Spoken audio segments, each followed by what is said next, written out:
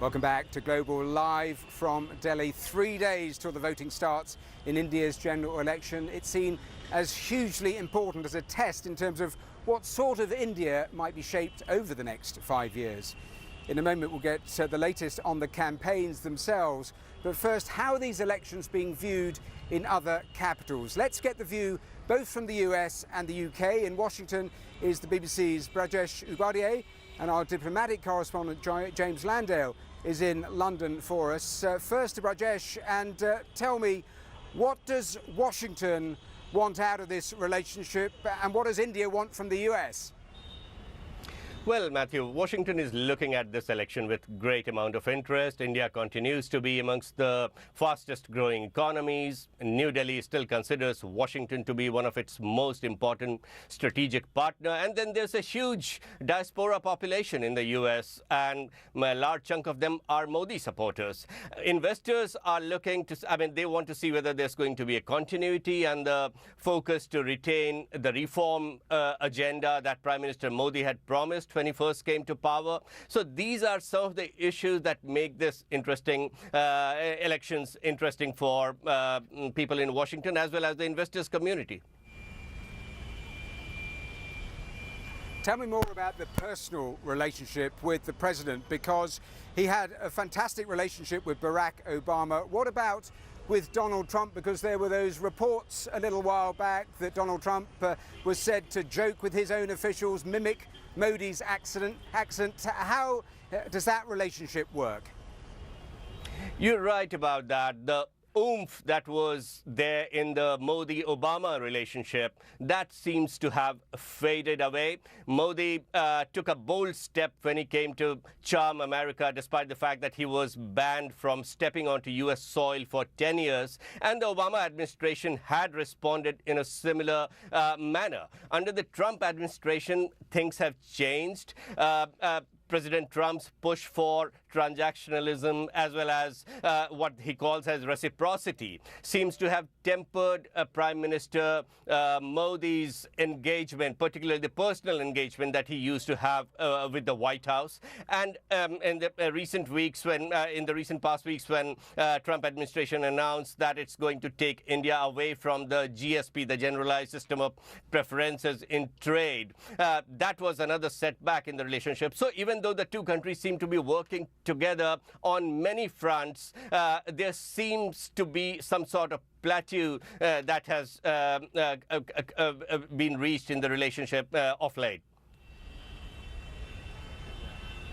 Brajesh, stay there. I'll be back to you in a moment, but I'm going to go to James Landale, who's there in London. James, what's the perspective from Westminster? How are they viewing these elections here in India? Well, Matthew, let's be honest. The only perspective that Westminster and the British government has at the moment is one of Brexit. It is incredibly introspective at the moment. So I think it would be wrong to say that the British government is focused on the elections in India. That said, the relationship with India from the United Kingdom's point of view is incredibly important, but also complex. The weight of history has always borne down on this relationship. But right now, it is one that, if there is a focus, it is one of trade. The UK is looking to see what kind of relationship it will have with India once Brexit takes place. In recent years, when David Cameron was Prime Minister, there were lots of links and visits to India. Under Theresa May, there have been some visits, but slightly less focus, because for one of the issues where there have been differences between the UK and India has been over this question of visas and the access of Indian nationals to get visas to come to the UK. David Cameron struggled for a long time to get his Home Secretary to agree to a liberalisation of that system. Who was that Home Secretary? One Theresa May, and she is now Prime Minister. And I think that has always been the sticking point that has yet to, I think, really been overcome when it comes to any future trade relationship. But if you talk to British diplomats and European diplomats, the one thing they all say about those trade relationships is that India, in their view, has always been very defensive, very protectionist, and needs to open up more. So that's the tone of the relationship at the moment. You're absolutely right, James, because every time you speak to officials here in Delhi, that is the one issue they always return to, that issue about visas. They want movement from the British government. Thanks very much for that. Let's head back, as promised, to Washington. I wanted to just ask you a quick question there in terms of the perspective between Delhi and Beijing, because I know that you are following that as well. Is that axis, do they see themselves as partners, Beijing and Delhi, or competitors?